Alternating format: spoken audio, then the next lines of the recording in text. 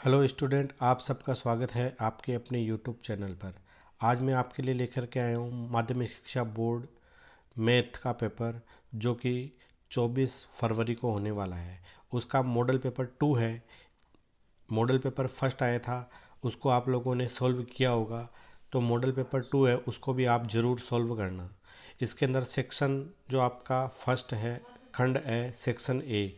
इसमें आपको multiple choice वाले क्वेश्चन है वो पूछे जाएंगे, जिसमें पहला मल्टीपल चॉइस है कि 96 के अभाज्य गुणनखंडों की घातों का योगफल कितना होता है। तो सबसे पहले आप लोग उसकी अभाज्य गुणनखंड करना, फिर सेम घात वाले जो पद है या अलग अलग घात वाले जो पद हैं उनके ऊपर जितनी घातें हैं उन सबको जोड़ करके देखोगे तो इसका जो आपका सी ऑप्शन है वो राइट आंसर होने वाला है। उसकी घातों का योग है वो 4 होगा। फिर 95 और 152 का HCF, इसका HCF है वो 19 होने वाला है, तो इसका सी ऑप्शन है वो राइट आंसर होने वाला है। फिर अगला क्वेश्चन दे रखा है कि किसी बहुपद px के लिए y बराबर px ग्राफ में px के शून्यांक की संख्या कितनी होगी। तो ये अक्ष को कितनी बार टच कर रहा है, ये 3 बार टच कर रहा है, तो इसके शून्यांक की संख्या है वो 3 होने वाली है। फिर अगला दे रखा है कि के किस मान पर समीकरण युग्म 3x माइनस 2y बराबर 0 तथा के एक्स प्लस 5y बराबर 0 के अनंत हल होंगे। तो इसके अंदर है वो आप लोगों को जो वैल्यू निकालनी है, तो A1/A2 जो है वो किसके बराबर होता है। अगर अनंत हल होते हैं तो B1/B2 के बराबर होते हैं। अगर ये A1 और A2 है वो आपस में बराबर होंगे इस प्रकार से, तो अपन को इनकी वैल्यू रखनी पड़ेगी। A1 की वैल्यू हमारे पास में 3 है और A2 की वैल्यू है वो K है, और इसी प्रकार से B1 की वैल्यू है वो -2 है और B2 की वैल्यू है वो 5 है। तो K की वैल्यू अपन को निकालने के लिए इनको वज्र गुणा करेंगे, तो K की वैल्यू हमारे पास में आ जाएगी वो 15/-के 2। तो इसका जो राइट आंसर है वो बी ऑप्शन है वो इसका राइट आंसर होने वाला है। फिर अगला क्वेश्चन अपन को दे रखा है कि किसी समांतर श्रेणी AP का प्रथम पद A और सार व अंतर D हो तो n पदों का योगफल ज्ञात करने का फॉर्मूला क्या होगा। तो इसका जो सी ऑप्शन है वो राइट आंसर होने वाला है। फिर अगला दे रखा है कि किसी समांतर श्रेणी का प्रथम पद 2 और सार व अंतर 3 हो तो nवां पद ज्ञात करने का, तो nवां पद ज्ञात करने का फॉर्मूला होता है an बराबर a plus n-1 into D. तो इसमें आपको nवां पद निकालना है, तो a की वैल्यू हमारे पास में 3 है और n की वैल्यू अपन को नहीं दी हुई है -1, और d की वैल्यू है वो 3 दे रखी है। तो इससे इसको मल्टीप्लाई करेंगे तो 3 प्लस 3n -3, तो इसकी वैल्यू क्या जाएगी 3n-1। तो इसका जो बी ऑप्शन है वो राइट आंसर होने वाला है। फिर अगला दे रखा है अपन को कि निम्नलिखित में से कौन सी समरूपता की कसौटी नहीं है। तो इसका जो सी ऑप्शन है ASS नियम है वो समरूपता की कसौटी नहीं है। फिर अगला दे रखा है कि बिंदु P जिसके निर्देशांक आपको दे रखे हैं 5 और -4 को अक्ष अक्ष से दूरी क्या होगी। तो दूरी है उसकी वैल्यू कभी भी ऋणात्मक नहीं होती है, तो इसका सी ऑप्शन है वो राइट आंसर होने वाला है। 4 है वो इसकी दूरी होगी। फिर अगला दे रखा है आपको एक समकोण त्रिभुज PQR में साइन R का मान निकालना है। तो आपको एक समकोण त्रिभुज में आपको 3 और 4 इसकी दो साइड है उनकी वैल्यू दे रखी है। आपको तीसरी साइड की वैल्यू निकालने के लिए पाइथागोरस ट्रिक का प्रयोग करेंगे, तो इसकी जो वैल्यू है वो हमारे पास में 5 आएगी। तो साइन R जो है साइन बराबर होता है लंब बटे कर्ण। तो R के लिए लंब कितना है वो 4 है, कर्ण कितना है 5 है। तो इसका जो ऑप्शन डी है वो राइट आंसर हो जाएगा 4/5। फिर अगला क्वेश्चन दे रखा है कि 10 मीटर ऊंची मीनार के शिखर से पृथ्वी पर एक बिंदु का अवनमन कोण 30 डिग्री है, तो मीनार के आधार की दूरी क्या होगी।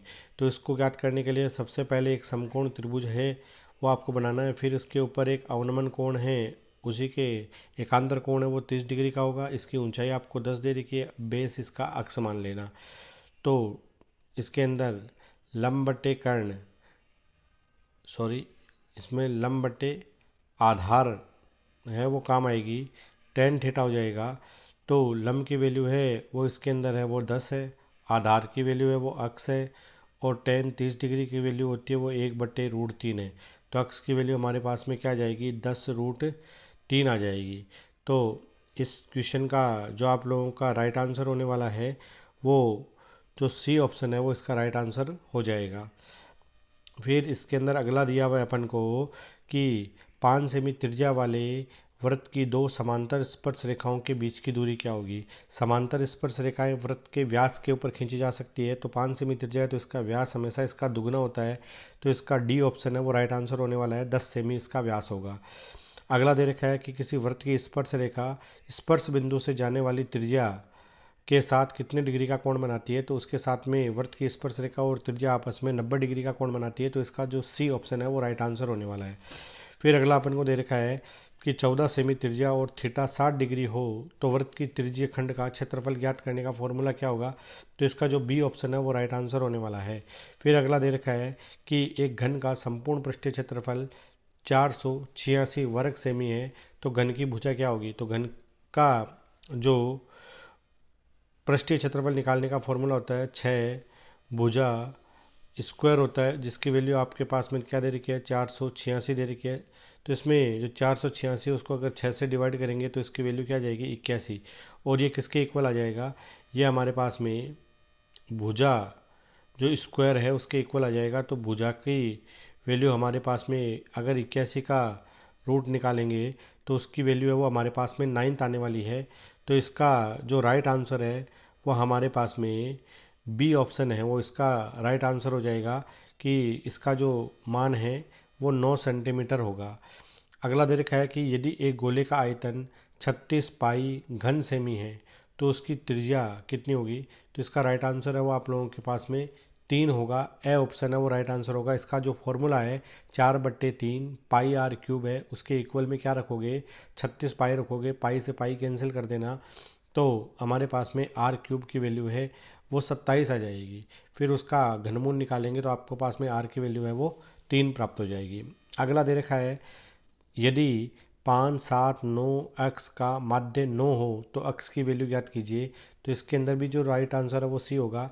5 + 7 + 9 + एक्स, इन चारों को जोड़ करके 4 से डिवाइड कर देना और बराबर में 9 लिख देना, तो इसको सॉल्व करोगे तो आपके पास में एक्स की वैल्यू है वो 15 आ जाएगी। फिर अगला दे रखा है कि 2, 0, 7, 3, 4, 8, 1 का माध्यक, इनको सबको सीक्वेंस में लिखेंगे, पहले 0 फिर 1 फिर 2 फिर 3 फिर 4 फिर 7 फिर 8, सीक्वेंस में लिखने के पश्चात इसमें पदों की संख्या कितनी दे रखी है, हमारे पास में 7 पद दे रखे हैं, और 7 पद के लिए एक विषम संख्या के फॉर्मूला का मतलब है n+1/2, तो चौथा पद क्या आ जाएगा हमारे पास में 0, 1, 2, 3, तो इसका 3 है वो इसका राइट आंसर हो जाएगा, 3 माध्यक होगा। फिर अगला दे रखा है कि इसी प्रयोग की सभी प्रारंभिक घटनाओं की प्रायिकता का योग क्या होगा, तो सभी प्रायोगिक घटनाओं का योग है वो 1 होता है, तो इसका 1 है, ए ऑप्शन है वो इसका राइट आंसर होने वाला है। फिर अगला दे रखा है कि एक द्विघात समीकरण ax² + bx + c में विविक्त कर ज्ञात करने का फॉर्मूला क्या होता है, तो विविक्त कर होता है डी, उसको ज्ञात करने के लिए फॉर्मूला काम आता है b² - 4ac। फिर अगला दे रखा है कि एक समांतर श्रेणी दे रखी है आपको 10, 7, 4 और -32 में पदों की संख्या अपन को ज्ञात करनी है, तो इसके अंदर पदों की संख्या ज्ञात आप लोग मेरे को ज्ञात करके और इसका जो आंसर है वो कमेंट बॉक्स में ज़रूर बताना। फिर इसका अगला दे रखा है कि sin² 30 डिग्री + cos² 30 डिग्री की वैल्यू क्या होती है, तो sin² थीटा + cos² थीटा 1 होता है, तो थीटा की दोनों में वैल्यू इक्वल है, तो इसका आंसर है वो एक आंसर है वो राइट आंसर होने वाला है। यदि एक रेखा किसी त्रिभुज की दो भुजाओं को एक ही अनुपात में विभाजित करे तो ये तीसरी भुजा के समांतर होगी। फिर अगला दे रखा है कि बाह्य बिंदु से वृत्त पर अधिकतम 2 स्पर्श रेखाएं हैं वो खींची जा सकती है, यदि ई नहीं की प्रायिकता 0.95 है तो पी ई का मान कितना होगा, तो इसके अंदर 1 - 0.95 अगर आप घटाओगे तो हमारे पास में इसकी वैल्यू 0.05 आती है, तो इसकी वैल्यू है वो 0.05 हो जाएगी। फिर अगला क्वेश्चन अपन को दे रखा है कि दो संख्याओं का गुणनफल है, तो दो संख्याओं का गुणनफल यानी a × b है, उसकी वैल्यू है वो आपको पास दे रखी है 525 है, और आपको इसके अंदर उसका HCF है उसकी वैल्यू है वो हमें दे रखी है वो 5 है, तो हमें LCM निकालना है, तो LCM निकालने के लिए LCM इक्वल जो है वो a × b अपॉन HCF होगा।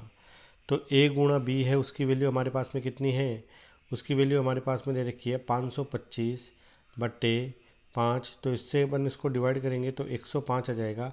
तो हमारे पास में LCM की जो वैल्यू आएगी वो कितनी आ जाएगी, 105 आ जाएगी। तो इस प्रकार से हमें इसके LCM की दो संख्याओं का गुणनफल हमेशा किसके बराबर होता है, HCF और LCM के गुणनफल के बराबर है वो मिलता है। फिर इसके अंदर इसका जो हमें अगला क्वेश्चन दिया हुआ है वो क्या दे रखा है, वो दिया हुआ है कि सिद्ध कीजिए कि 7√3 एक अपरिमेय संख्या है। तो इसको सॉल्व करने के लिए हमने क्या किया कि जो 7√5 है उसको हमने किसके इक्वल मान लिया, कि उसको हमने P/Q एक परिमेय संख्या के इक्वल मान लिया, जहाँ P और जो Q है वो आपके पास में कोई पूर्णांक है और इसमें जो Q है वो नॉट इक्वल टू 0 है। अब इसके अंदर अपन क्या करते हैं, इस 7 को पक्षानंदन करते हैं तो √5 हमारे पास में किसके इक्वल आ जाएगी, P/7Q के इक्वल आ जाएगी। और P, Q और 7 क्या है, ये सब पूर्णांक संख्या है तो परिमेय संख्या होगी। तो √5 भी क्या होगी, एक परिमेय संख्या होगी। लेकिन हमारा विरोधाभास है कि हम जानते हैं कि √5 एक अपरिमेय संख्या है, इसलिए हमारी कल्पना गलत होगी और इसलिए क्या होगी कि 7√5 क्या हो जाएगी, एक अपरिमेय संख्या हो जाएगी। तो इस प्रकार से इस प्रश्न को आप लोगों को सॉल्व करना है। फिर अगला दे रखा है कि एक द्विघात बहुपद ज्ञात कीजिए जिसमें शून्यांक √3 तथा -√3 है। आपके पास में जो अक्ष है उसकी दो प्रकार की वैल्यू दे रखी है, एक तो अक्ष की वैल्यू दे रखी है -√3 और एक दे रखी है अक्ष इक्वल है वो √3। तो इनको अगर पक्षानंदन करेंगे तो अक्ष प्लस √3 हो जाएगा एक तो, और एक हमारे पास अक्ष -√3 हो जाएगा इक्वल 0। तो दोनों पद एक बार प्लस में एक बार माइनस में, तो अक्ष का स्क्वायर -√3 का स्क्वायर इक्वल 0। तो हमारे पास में क्या जाएगा, अक्ष स्क्वायर -3 इक्वल 0। तो ये इसका एक क्या बन जाएगा, द्विघात बहुपद है वो हमारे पास में आ जाएगा। फिर अगला दे रखा है कि 5 गेंद व 8 कंचों का मूल्य 50 रुपये। इस स्थिति को बीजगणितीय समीकरण के रूप में लिखना है। तो एक गेंद का मूल्य अक्ष है तो 5 गेंद का कितना होगा, 5 अक्ष। इसी प्रकार से एक कंचे का मूल्य है वो y है तो 8 कंचों का कितना होगा, 8y। और इन दोनों का कुल मूल्य हमारे पास में कितना आता है, 50। तो इस प्रकार से हमारे पास में इक्वेशन आ जाएगी 5 अक्ष प्लस 8y बराबर 50। फिर अगला दे रखा है कि यदि 6 पदों वाली एक समांतर श्रेणी का प्रथम पद और अंतिम पद क्रमशः 2 और 10 है, तब समांतर श्रेणी का योगफल कितना होगा। यानी पहला पद और अंतिम पद आपको दिया हुआ है, 6 पदों वाली है। तो इसको ज्ञात करने के लिए हमारे पास में एक फॉर्मूला काम आता है n/2 a + an। तो इसमें 6/2 हो जाएगा, a की वैल्यू 2 है और अंतिम पद है उसकी वैल्यू 10 है। तो ये 6 से ये कितनी बार जाएगा, 3 बार कट जाएगा। तो हमारे पास में इसकी जो वैल्यू आ जाएगी वो 3 गुणा ब्रैकेट को सॉल्व करेंगे तो 12, तो 12 यानी 36। तो इसका जो योगफल है वो हमारे पास में 36 है, वो हमें प्राप्त हो जाएगा।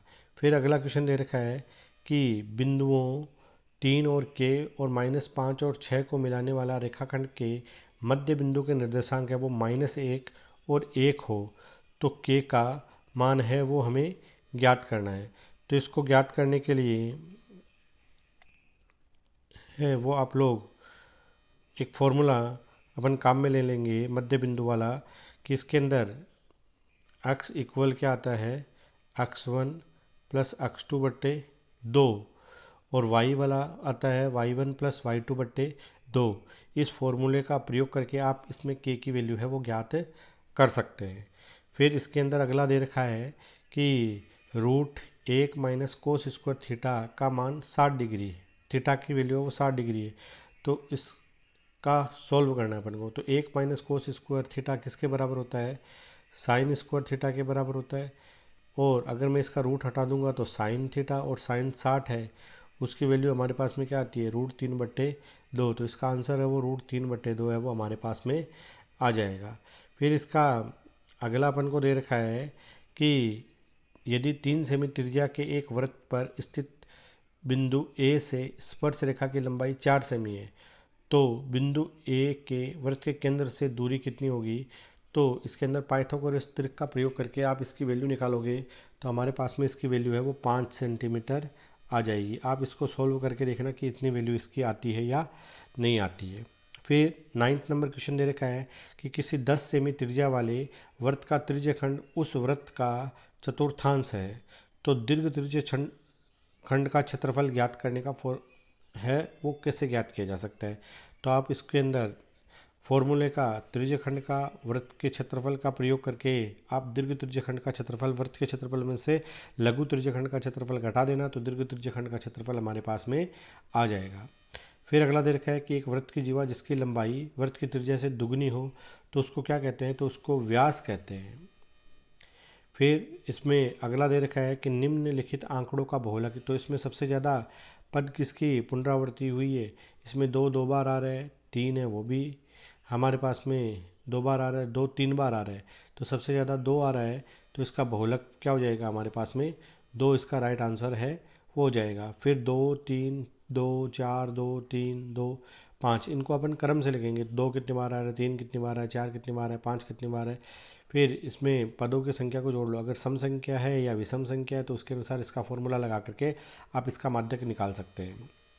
फिर अगला दे रखा है कि यदि एक द्विघात समीकरण है उसमें x square minus 3x minus 10 के शून्यांक ज्ञात कीजिए, तो हमारे पास में समीकरण क्या दे रखी है कि x square minus 3x minus 10 है, तो इसके शून्यांक ज्ञात करने हैं। तो इसके शून्यांक ज्ञात करने के लिए अपन इसको सॉल्व करते हैं, तो x square minus 5x plus 2x minus 10, इन सब के अंदर x कॉमन आ गया तो x माइनस 5, यहाँ प्लस 2 कॉमन आ गया तो x माइनस 5, तो x माइनस 5 और x प्लस 2, तो इसके दो प्रकार के शून्यांक आ जाएंगे, एक तो x की वैल्यू प्लस में 5 आ जाएगी और एक x की वैल्यू माइनस 2 आ जाएगी।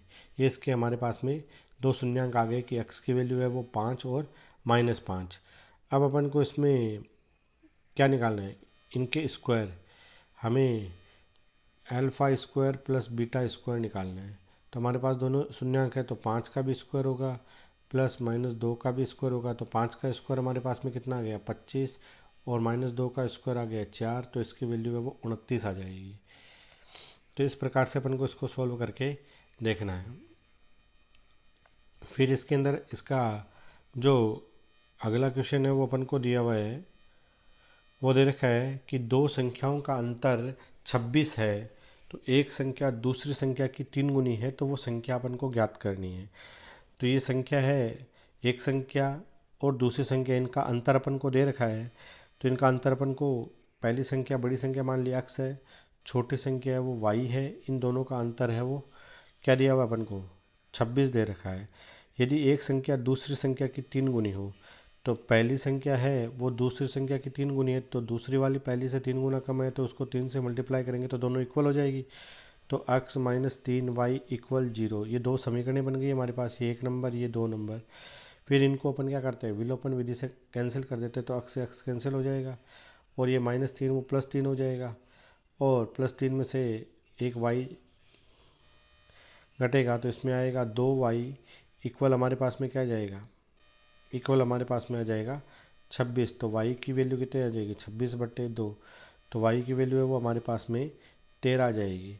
इस 13 को अपन समीकरण क्या करते हैं 1 में रख देते हैं, तो इसकी जो y की वैल्यू है वो हमारे पास में क्या आ जाएगी 26 + 13, तो 39 आ जाएगी। तो वो दोनों संख्या क्या होगी, एक संख्या 13 होगी और दूसरी 39 होगी। दो अंकों वाली कितनी संख्याएं हैं वो 3 से विभाजित है, तो दो अंकों की संख्या कहाँ से शुरू होती है, दो अंकों की संख्याएं हैं वो 10 से शुरू होती है और 99 तक होती है। तो इनमें से कितनी संख्याएं हैं वो 3 से विभाजित है, तो 10 तो नहीं होती है, लेकिन सबसे पहली संख्या क्या होती है 12, फिर 15, तो इनमें पहली संख्या ए की वैल्यू है वो 12 है, फिर डी है वो 3 का अंतर होगा, अंतिम वैल्यू है वो 99 है। तो आपको एन का मान है वो निकालना है, तो ए एन का फॉर्मूला प्रयोग करके आप इस प्रश्न है उसको सॉल्व कर सकते हो।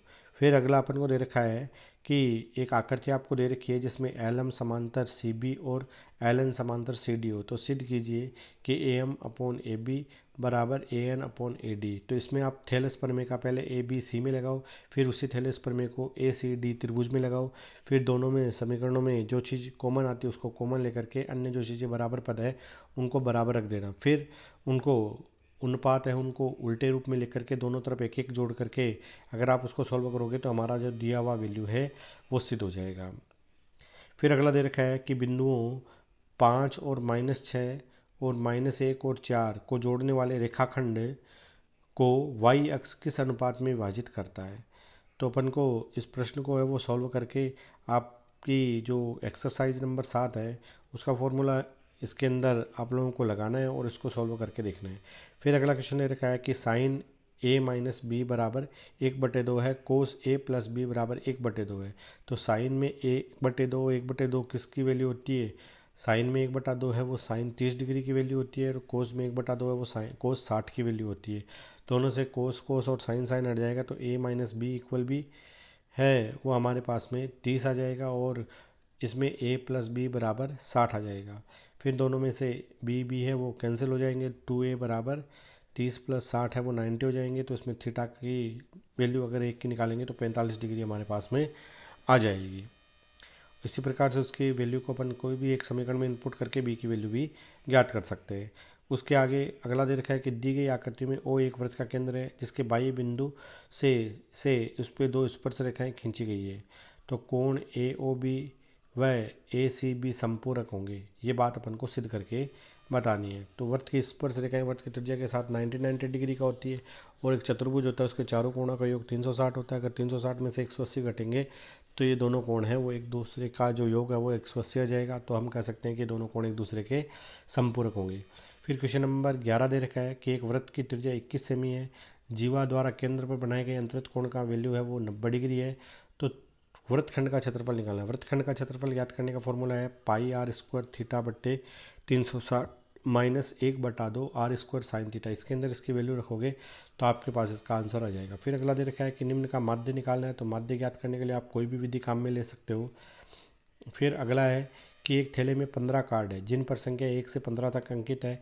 थैले में से यादृच्छिक एक कार्ड निकाला जाता है तो एक अभाज्य संख्या कौन कौन सी होगी वो बतानी है, और 2 से विभाजित होने वाली संख्या कौन कौन सी होगी उनकी प्रायिकता अपन को ज्ञात करनी है।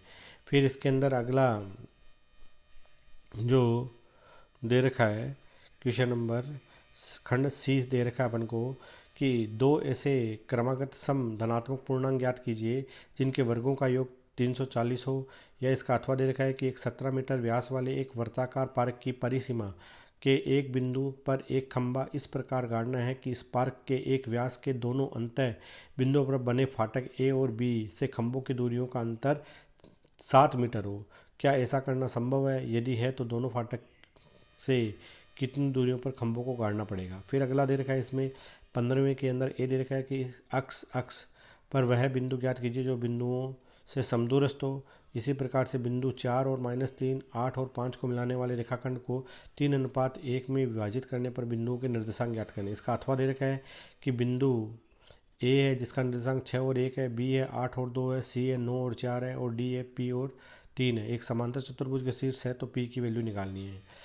और इसी में दूसरा दे रखा है कि 2 बिंदु दे रखे हैं 5 और -6 -1 और -4 को जोड़ने वाले रेखाखंड को y अक्ष किस अनुपात में विभाजित करना है। फिर क्वेश्चन नंबर 16 है उसमें सिद्ध करना है कि रूट में 1 प्लस कोस ए और 1 minus cos A equal cosec A plus cot A. और इसी प्रकार से दूसरा दे रखा है कि sine A plus cosec A का whole square plus cos A और सेक ए का होल स्क्वायर किसके बराबर है?